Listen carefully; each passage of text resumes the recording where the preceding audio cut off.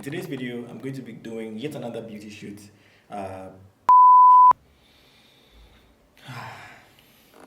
you ever wondered like what the hackers do when they're always like this? And even aside hackers, I remember one time I went to I think I was doing something in town, and there were like these Chinese people who were editing a photo, and there was no Wacom, no mouse, nothing. It was just the keyboard they were using. And I found it really strange. And now that I think about it, it makes me feel like I'm not really doing anything, you know, because I have a Wacom, I have this, and I still spend so many hours. And they were doing it in like seconds. It was just blah, blah, blah, blah. I saw a background change, blah, blah, blah, blah. I saw like the person's skin tone, exposure, like everything was just done with the keyboard. And I was wondering what software they were using. I think at that time I wasn't really interested in like Photoshop or anything of the sort, so I didn't really ask what the software was, or I didn't really care about it. I was just fascinated when I saw this, and I'm just surprised that I'm thinking about it now.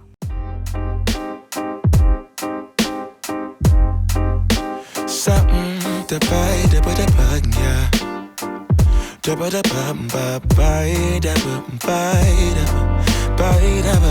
yeah. Set the potato, boy,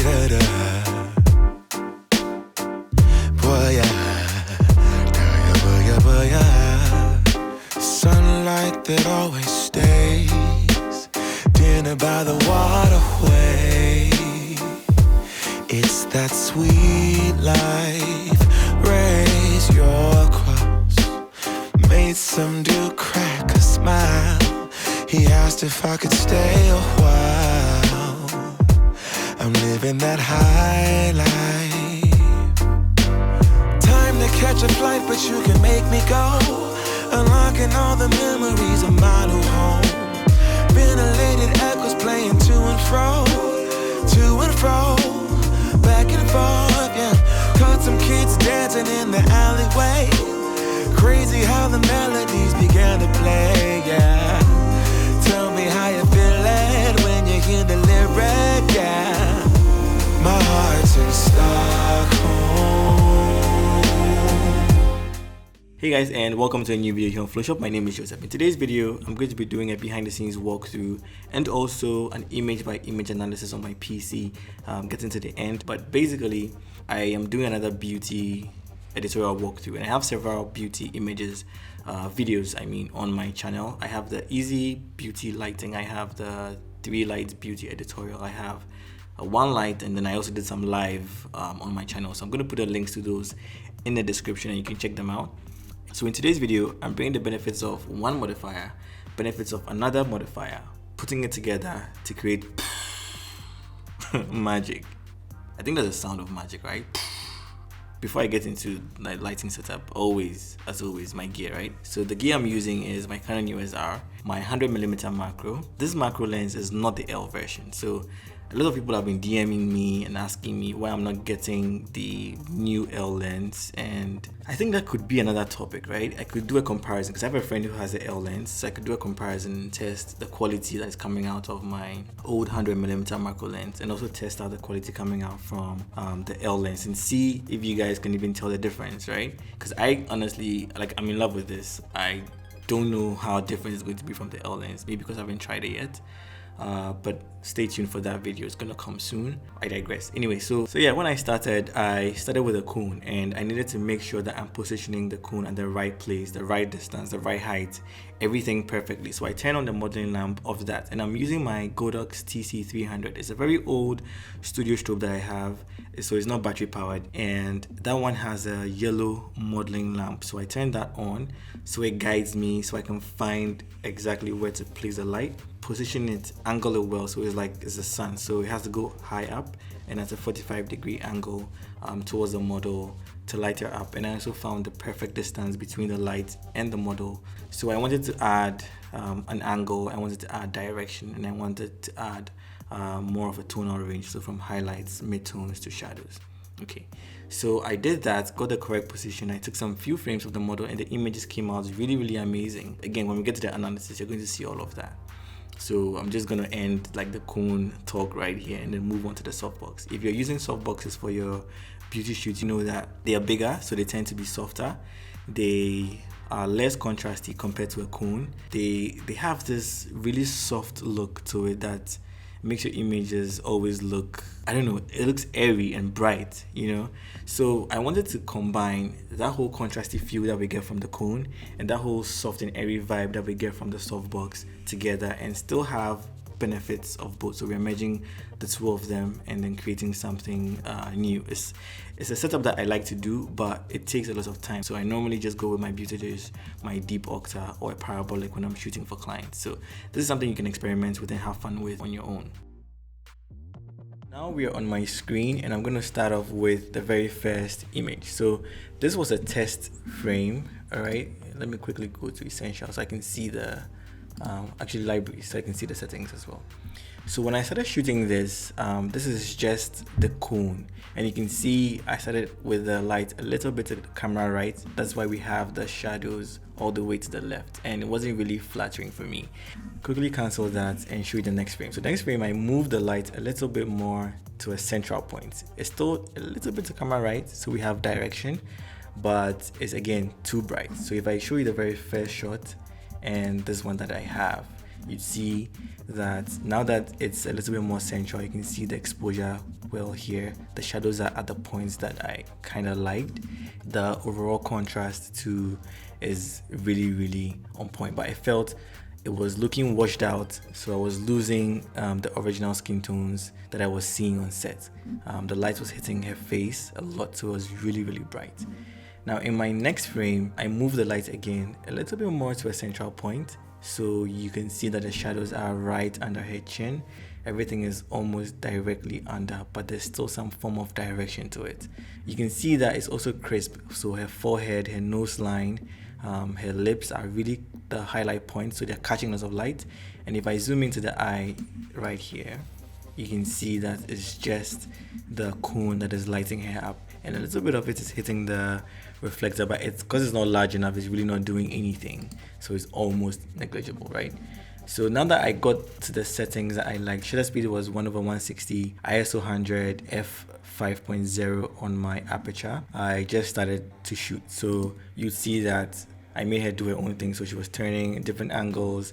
In some of them she was laughing, and once she was in the same area, she wasn't going too far off axis. The light on her was still really great. Because it's small and further away from her, it spreads a little bit, but because of the grid on it, we are just focusing the light exactly where she is, so we don't have a lot of spill going onto the background. So you can see the background, if I switch all the way to this point, you can see the background is really dark, and we even have a shadow being cast on the side.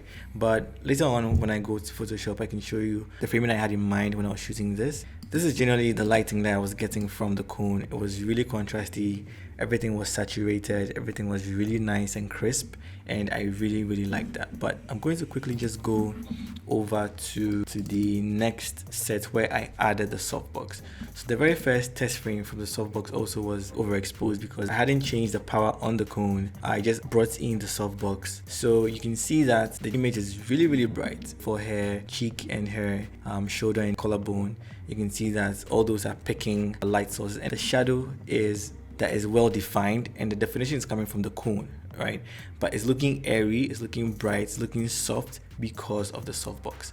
But this power setting right here could be okay for you, but for me, I felt it was too strong, so I turned it down a little bit.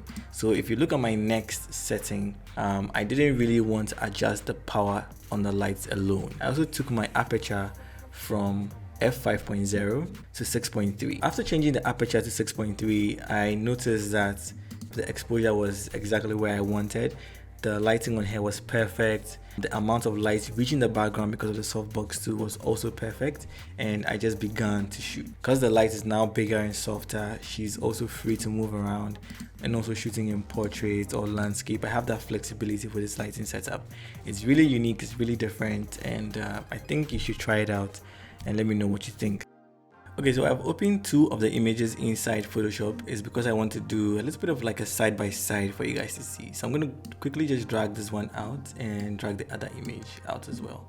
All right, so the image on the left is the image where we use the cone and the softbox, and the image on the right is the one where we just use the cone, and already you can see the difference.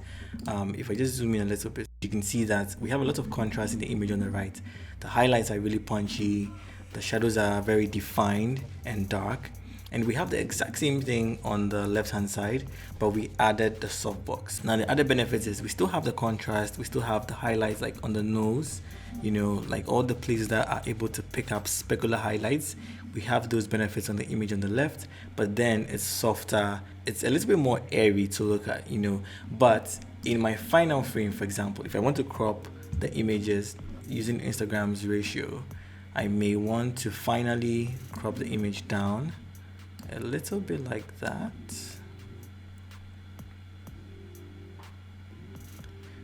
So maybe my final crop for this particular image for Instagram, and I can do the same thing with this as well. So quickly go to my crop tool and let me just find somewhere like that.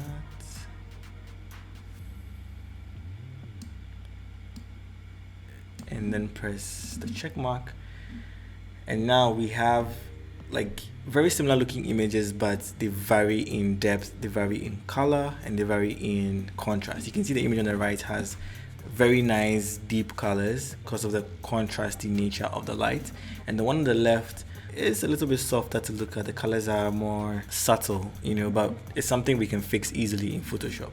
You have like the knowledge to be able to create a very contrasty image right on set, and then you can quickly just transform it into something looking a little bit soft, still bearing the characteristics of the hard lights, you know, giving you contrast, giving you depth to it as well. So imagine if I just increase maybe the contrast level in the image. You can see I'm adding a lot of saturation, but it's not really nearing using the cone. So yeah, you can really play around with lighting, create different looks, different moods, different feels, you know, in your images. I hope it's something you try your hands on, and if you do, let me know in the comments or tag me on Instagram at Phloshop, and I will be sure to leave a comment.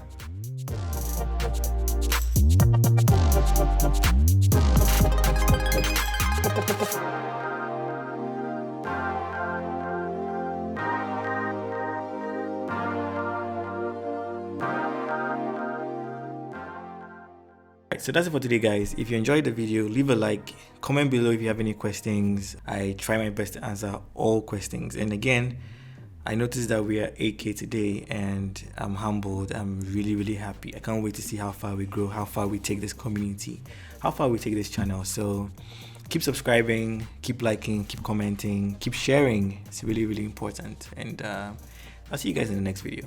Oh, and stay safe.